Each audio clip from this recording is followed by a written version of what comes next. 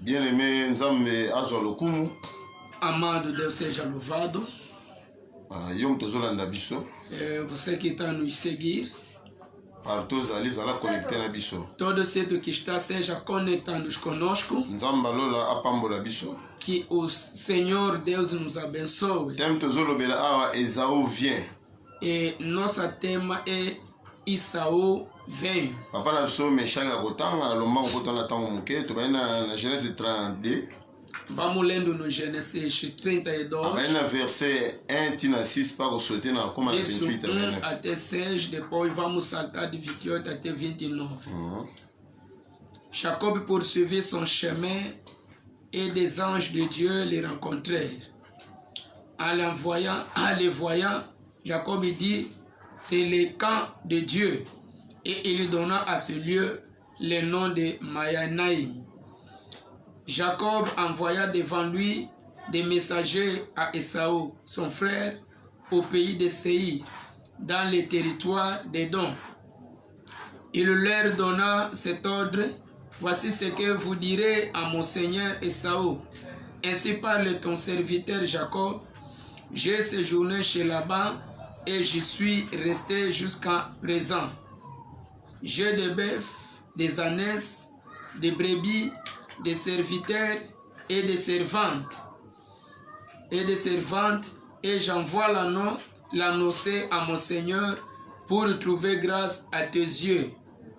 Les messagers virent auprès de Jacob en disant, nous sommes allés vers ton frère Esaú et il marche à ta rencontre avec 400 hommes. 28.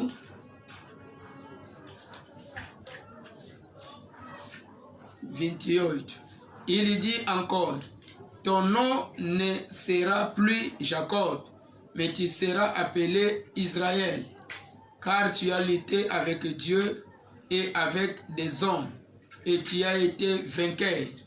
Jacob l'interrogea en disant, fais-moi, je te prie, connaître ton nom. Il répondit, pourquoi demandes-tu mon nom? Et il les bénit là. Amen. Amen. Bien-aimé Nzambe azwa lokumu. Amado Deus seja louvado. Awa ezali solo ya Jacob. É uma história de Jacob. Jacob azalaki bana ya Isaac. O Jacob era filho de Isaac. Nandeko ne Esaú. Com seu irmão Esaú. Toyebi ndenge lisolo oyo ezalaki malamu. Sabemos bem essa história como é que foi. Jacob ayibaki benediction ya grand frère na ye. Jacob tinha roubando a bênção do seu irmão. Kendaki pa noko ne Laban. Foi no seu irmão Laban. Kota kenda. E no seu tio Laban foi ser abençoado. Azalaki bien. Ele estava melhor. Mutu nyonso soki ake na mboka bapaya. Qualquer pessoa se tiver na terra de estrangeira. Senga ifu pa zonga na mboka na ye. E ele também pensa de voltar na sua terra. Como aqui na noko na ye jalousie kotaki. E o seu irmão já não estava se entender com o seu tio.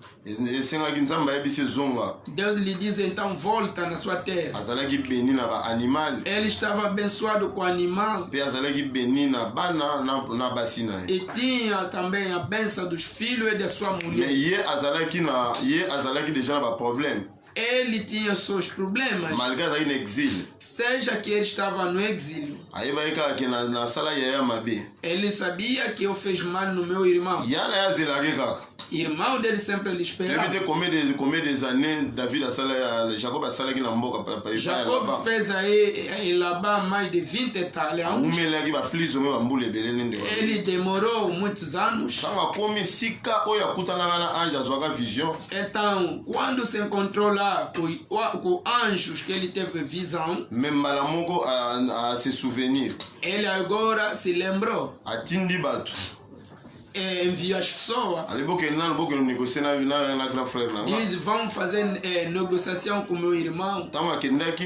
Quando ele foi, aquelas pessoas lhe falaram. Então Esaú está vindo com 400 homens. Ele está vindo para pelejar contigo. Ele vai se encontrar contigo. Mas Jacob tinha as promessas de Deus. Ele sabia que Esaú era muito mau. Poderia lhe matar.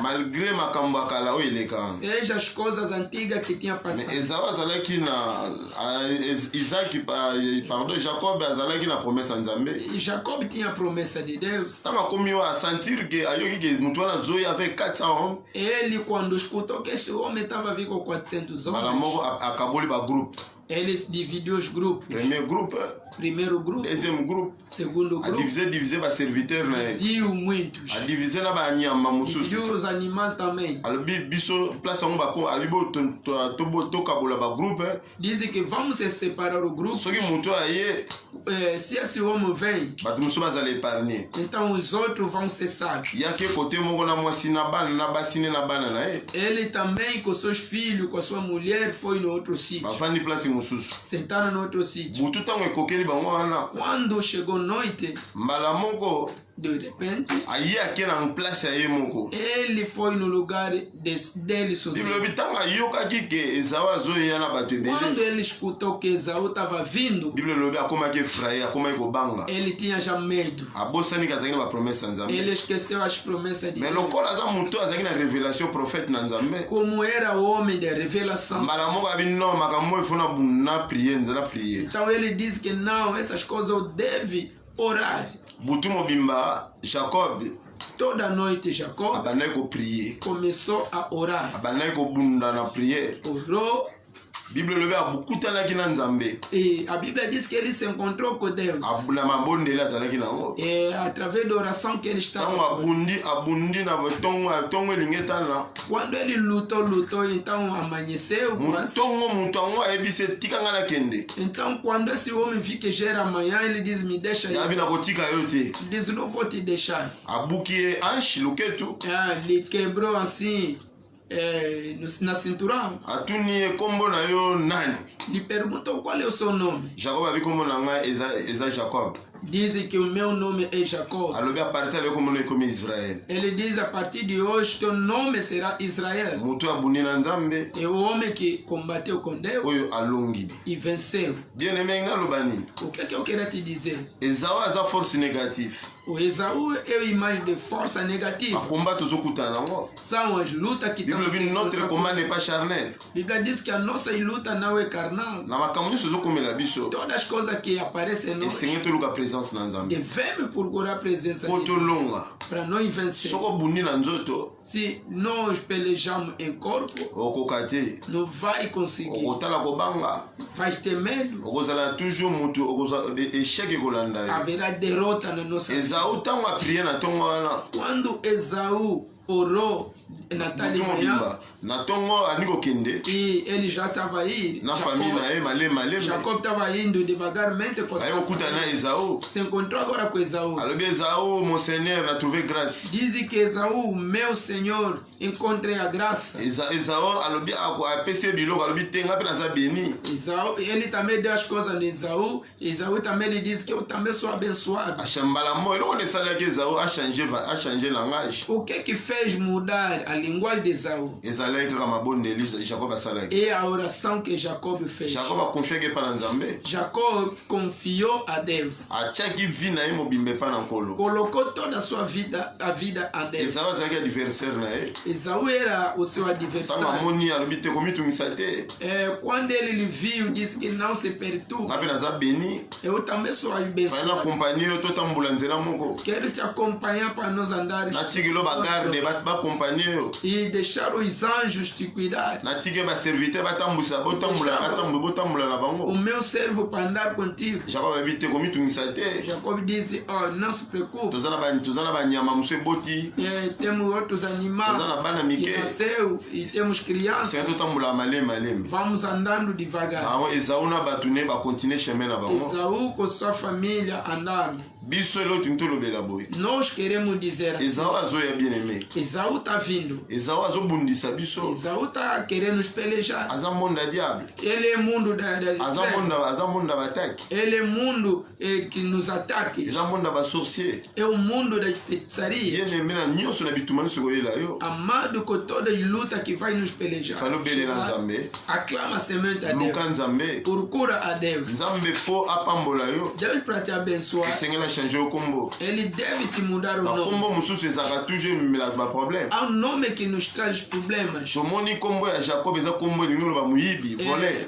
Vimos o nome de Jacob significa eu gatuno. Tango Nzambe a changer combo. Quando Deus lhe mudou o nome, Israël malamo akomaki Jacob elongo Jacob ekomaki Israël. ele saiu pelo nome de Jacob e tornou Israel. Mais atomonaki ke alongaki bitumba ebele. Vimos que ele venceu muitas lutas. Mais na pokwa na lelo bien aimé. Nessa tarde, amado, Nzambe na biso. nosso Deus, Ba nyusu balukaka ye. todos que lhe buscam, Mais akutanaka na bango. ele se encontra com ele. Na makambo nyonso ozo traverser. Todas as coisas que estás a atravessar com ele. Kozanga kobota. Falta de filho, Kozanga mbongo. falta de dinheiro, Kozanga esengo. alegria. Komitungisa te bien aimé. Não se perturbe. Bien aimé na nyonso. Contudo, Esengeli oluka Nzambe na mabodi. deve buscando a Deus por Oluka Nzambe na oração. ba retraite. Nas orações, nos retiros. Oluka Nzambe na ba jeûne de prière. Pura Deus no jejum e Yabi oração. alobi approchez-vous de moi. Ele diz que aproximai-vos de mim Moi j'approcherai. e eu vos aproximarei. Aza Nzambe. Ele é Deus. Tika komitungisa bien aimé. Deixa de se perturbar. Na kolela lela. Não chora muito. Oza ba promesse ya Nzambe. Você tem promessa de Deus. Lokola Jacob azaki na ba Como promesse. Jacob tinha. Malgré tanga azozonga. Embora como ele estava. Abosani ke Nzambe abosanaka te. Ele esqueceu que Deus não esquece. Alobi aza mwana ya mutu. Ele não é Aza filho. ya mwana ya mutu te mais aza Nzambe. Ele não é filho do homem, mas Soka é laka yo Deus. likambo. Se ele te prometeu, Soka laka yo likambo. se ele te prometeu, Il fallait kokisa yango. ele deve accomplir. Nzambe azali aza sima maloba na ye. Deus está atrás da sua palavra. Nzambe aza fidèle. Ele é fiel, Bien aimé. amado, Komitungisa te. não se perturba, Lokola okoma na kobanga. para não ter medo. Bien aimé Nzambe aza wana. Deus está lá. Ba nyonso batiaka eliki apa na ye. Todos que metem esperança a Ele, Nzambe asungaka bango. Deus lhes ajuda. Ba nyonso batiaka eliki apa na ye Nzambe asungaka Todos bango. que colocam confiança com Deus, Deus lhes ajuda. Nzambe asungaka. Deus lhes ajuda. Zala na confiance ya Nzambe. Ter a confiança de Deus, Talela Nzambe. olhe a Deus. Tika kobanga. Deus não tinha medo. Longola doute. Tira dúvida. Nzambe akosala. Deus vai operar. Jacob akonfiaki epai na Nzambe. Jacob confiou a Deus. Nzambe abundelaki ye devant ennemi na Deus ye. pelejou para ele. Soki yo mpo confie epai na Se Nzambe, você também confiar a Deus, ozobunda na Nzambe, estás a pelejar a Deus, Nzambe apesa yo victoire. Deus vai te dar vitória. Ezawu azoya, Esaú está vindo. Ezawu lelo ezali force oyo ezobundisa biso butu moi. Esaú é a força que está pelejando a Ekoki kozala nossa vida. pauvreté, Pode ser a pobreza, Ezawu ekozala échec, pode ser a derrota, Ezawu ekozala maladi oyo ewumeli pode kati no, ser doença que permanecer, Ezawu ekozala stérilité, pode ser esterilidade. a divorce oyo ezotelema na ndako O na yo, divórcio que está resistindo a tua kimia vida. oyo ezangi na ndako na yo, Aquela paz que não tem na tua mobali no casa. aza moto avandi na ivronerie, O teu marido é uma pessoa que é bêbado. oyo bana tutu bazozangisa yo kimia na ndako, Os filhos estão te tirar paz em eza casa. baforce É négative, a força bandoto ya negativa. mabe, Mau sono. bamari de nuit, A mulher de bafemme noite. de nuit, O marido da noite. ezali Ezawu, É o tipo de Esaí. ezali image ya Ezawu oyo ezotungisa É o biso, tipo de Esaí de Esaú. mais yesu alongaki yango na ekulusu. Jesus venceu todos isso. Bible elobi na Colossiens 2:14 à A Bíblia 15, diz no Colossenses 2, 14 a 15. alobi efasaki baordonnance nyonso ezokondane biso. Ele apagou todas as ordonanças, o processo que está nos Do combatendo. Nzambe alongaki yango, Deus venceu. eloko nini ekotungisa bomoi na O que yo. é que pode incomodar Banga bandoki ya tua famille vida? te, Não tenha ata bato medo bazokufa na do famille, feiticeiro da tua família. yo oyamba yesu lokola mokonzi mpe Você mobiki, tem Jesus como Senhor e Salvador. ozali peuple misa na suka, Estamos quase ao fim. wana mposa kolobebele ntango na biso eza moke, Precisamos de falar muito, mas o tempo é me teme pouco. tolobeli kaka Ezawu azoya, A nossa tema que é Esaú está vindo. me yo ozoprepare nini? O que estás a preparar? Telema na mabondeli, Levanta-te em oração. luka Nzambe, Busca a Deus. Bible elobi soki oluki A akomimonisa, Bíblia diz: se você procurar a Deus, vai belela ye na ntango ya se pasi, aclama Ele no tempo akokangola yo de mpe kotatolaka Deus. ya Ele vai te ajudar. Nzambe alola apambola biso, Deus do céu komi abençoe. na so na suka, Estamos no fim. papa meshaka bapambola Nzambe na nyonso tolobeli. Vamos agradecer a Deus por tudo que acabamos de ouvir. Senhor, que é nosso Deus, nzambe na biso za mokonzi na biso nós te agradecemos, meu Pai. topamboli oyo papa. Obrigado porque esta palavra vem para nós como bem-vindo. Merci mpona maloba oyo eye lokola sango malamu mpona biso. Agora, Senhor, entregamos mais uma vez as nossas almas, nossos corações nas tuas mãos. nzambe totiki liso mitema na biso na maboko na yo mpe Abençoa cada um de nós que ouviu essa palavra. apambola moko na biso alandi liloba oyo nzambe. Que nós devemos buscando a tua cara e tua face dia e noite. biso tokoluka elongi na yo mikolo nyonso butu moi. Para que se mostramos que confiamos contigo. yango ezolakisaka tokonfiaka epa na yo. Abençoa o pregador, Pai, pambola motei nzambe em nome de Jesus. na nkombo na yesu Que masiya. as pessoas tirem dúvida nos seus corações bato balongola dute na mitema na bango. e confiamos a ti.